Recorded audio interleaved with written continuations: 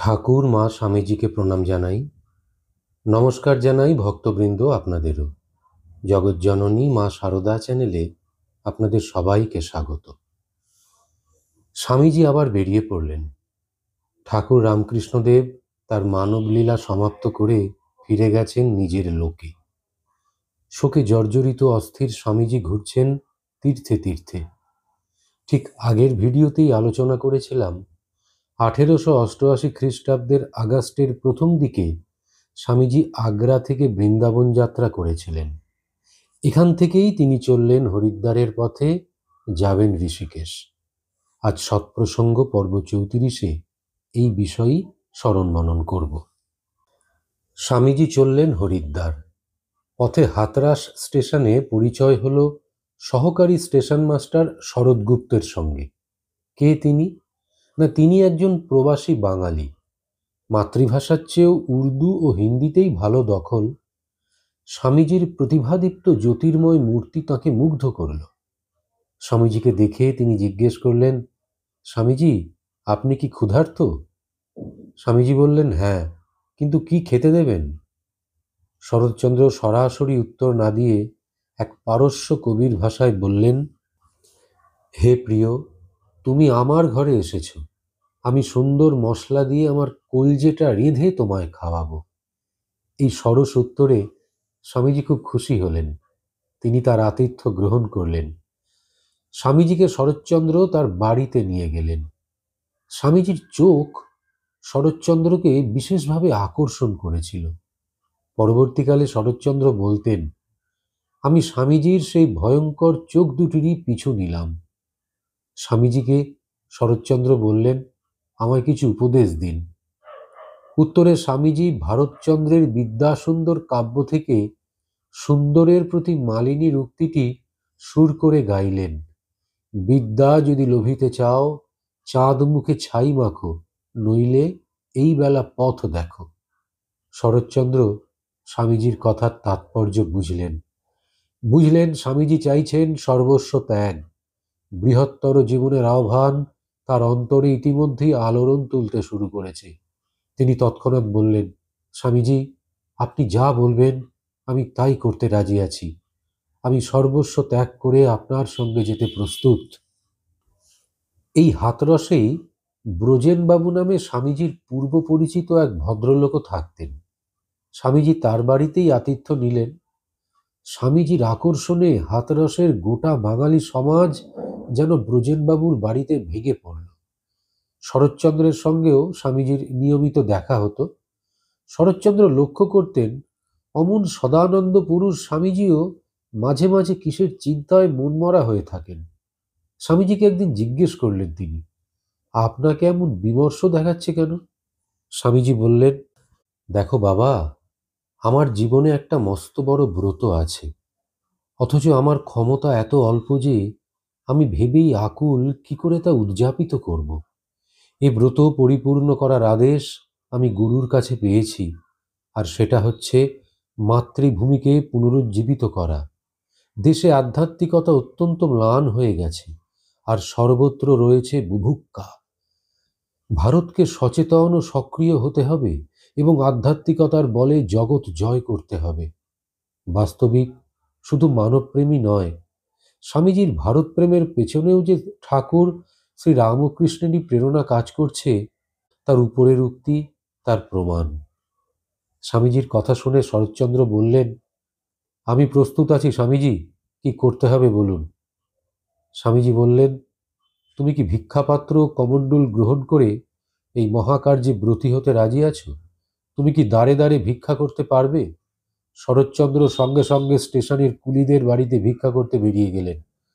তার সৎ সাহস ও দৃঢ়তা দেখে স্বামীজি খুশি হলেন।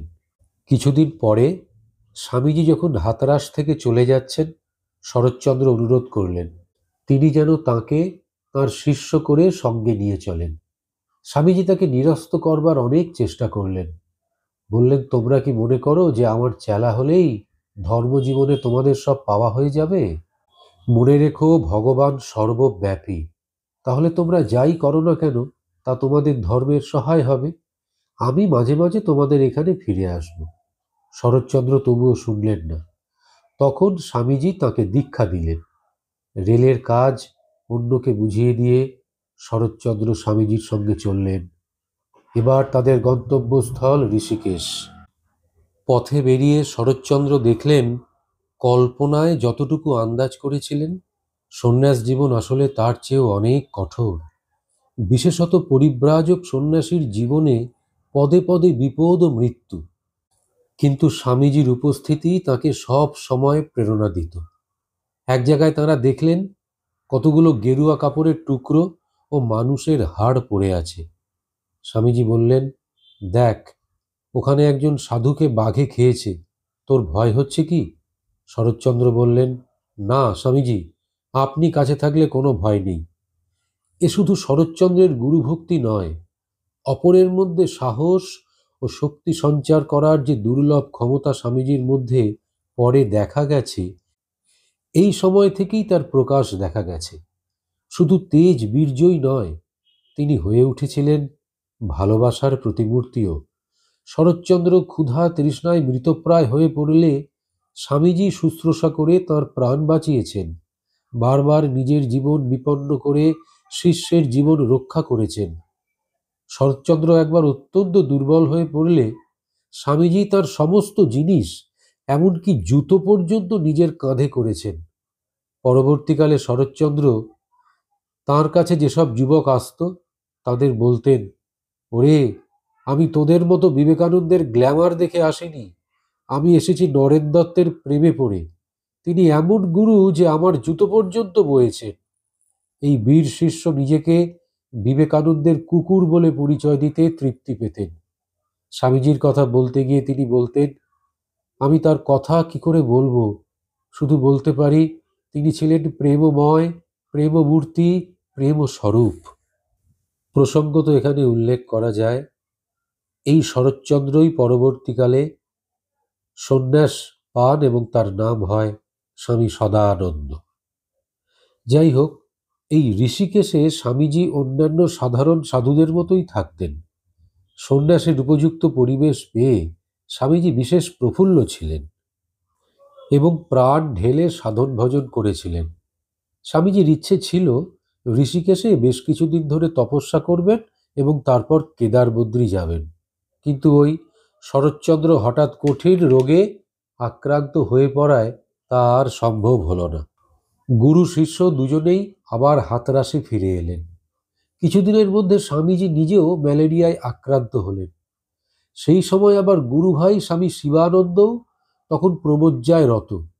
উত্তরাখণ্ড যাবার পথে ঠিক সেই সময় তিনি এসে পৌঁছলেন ওই হাতরাসে। স্বামীজির ওই অবস্থা দেখে বিন্দুমাত্র ইতস্তত না করে তীর্থ দর্শনের আকাঙ্ক্ষা ত্যাগ করে স্বামীজিকে সঙ্গে নিয়ে তিনি বরানগর মঠে ফিরে এলেন। হাতরাস থেকে ফেরবার সময় শরৎচন্দ্রকে স্বামীজি বলে গেলেন সুস্থ হয়ে তিনিও যেন বরানগর চলে আসেন। সেই অনুযায়ী কয়েক মাস পরে শরৎচন্দ্র চাকরি ত্যাগ করে বরানগর মঠে উপস্থিত হলেন। কিছুদিনের মধ্যেই সন্ন্যাস গ্রহণ করে নতুন নাম নিলেন স্বামী সদানন্দ, যে কথা পূর্বেই আমি উল্লেখ করেছি। বরানগর মঠে ফিরে এলেন স্বামীজি। সেটা 1888 খ্রিস্টাব্দের শেষের দিক। একটা গোটা বছর তিনি এই বরানগর মঠে গুরুভাইদের সঙ্গে আনন্দে কাটালেন। তবে সব গুরুভাইদের তিনি মঠে পাননি। তাদের অনেকেই তখন তাঁরই মতো বিভিন্ন জায়গায় তীর্থ ভ্রমণ বা তপস্যা করছেন।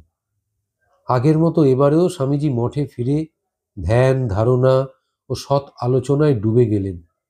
গুরুভাইরা লক্ষ্য করলেন শ্রীরামকৃষ্ণ যে ব্রত উদযাপনের ভার স্বামীজির ওপর দিয়ে গেছেন, তিনি যেন এবার সেই ব্রত সম্বন্ধে আরো বেশি দৃঢ় সংকল্প, আরো বেশি দায়িত্বশীল। এই এক বছরে স্বামীজি বরানগর ফেরার পরেও স্বামীজি মাঝে মাঝে জ্বরে পড়ে যাচ্ছিলেন। স্বাস্থ্য উদ্ধারের জন্য তিনি তাই শিমুলতলায় গিয়ে কিছুদিন বাস করেন। এটা সম্ভবত 1889 জুন মাসের কথা। কিন্তু সেখানে আবার প্রচণ্ড গরমে পেটের অসুখ হওয়ায় তাড়াতাড়ি তিনি আবার বরানগর মঠে ফিরে আসেন। কিন্তু তীর্থ দর্শনের আকাঙ্ক্ষায় স্বামীজি আবার পথে বেরিয়ে পড়লেন। 1889-এর ডিসেম্বর মাসের শেষের দিকে তিনি প্রথমেই গেলেন বৈদ্যনাথ ধাম। ইচ্ছে ছিল সেখান থেকে সোজা যাবেন কাশী, কিন্তু বাবা বিশ্বনাথের ইচ্ছে ছিল আবার অন্যরকম। বৈদ্যনাথে খবর এলো গুরুভাই স্বামী যোগানন্দ এলাহাবাদে জলবসন্তে শয্যাগত। সঙ্গে সঙ্গে স্বামীজি প্রয়াগে গুরুভাইয়ের কাছে উপস্থিত হয়ে তাঁর শুশ্রূষায় নিযুক্ত হলেন। সৌভাগ্যক্রমে দিন কয়েক পরেই স্বামী যোগানন্দ মহারাজ সুস্থ হয়ে উঠলেন। স্বামীজিও তখন সাধন ভজন আর স্থানীয় লোকের সঙ্গে ধর্ম আলোচনা করে কয়েকটা দিন বেশ আনন্দেই কাটিয়ে দিলেন। প্রয়াগেই স্বামীজি এমন একজন ধার্মিক মুসলমানের দেখা পেয়েছিলেন যার মুখের প্রতিটি রেখায় বুঝিয়ে দিচ্ছিল যে তিনি পরমহংস অবস্থা লাভ করেছেন। এইবারে প্রয়াগ থেকে স্বামীজি রওনা হলেন গাজীপুর। গাজীপুরে যাওয়ার তার প্রধান উদ্দেশ্য ছিল বিখ্যাত সাধু পওহারী বাবাকে দর্শন। বন্ধুরা, এই পওহারী বাবার সাথে স্বামীজির দেখা হওয়াটা স্বামীজির জীবনের একটা অত্যন্ত গুরুত্বপূর্ণ অধ্যায়। প্রায় 3 মাস গাজীপুরে ছিলেন। এই বিষয়টা নিয়ে পরের ভিডিওতে আলোচনা করব, নইলে এই ভিডিও অনেক লম্বা হয়ে যাবে। যাই হোক, তাহলে এখানেই থামলাম। ঠাকুর মা স্বামীজি আপনাদের মঙ্গল করুন। নমস্কার।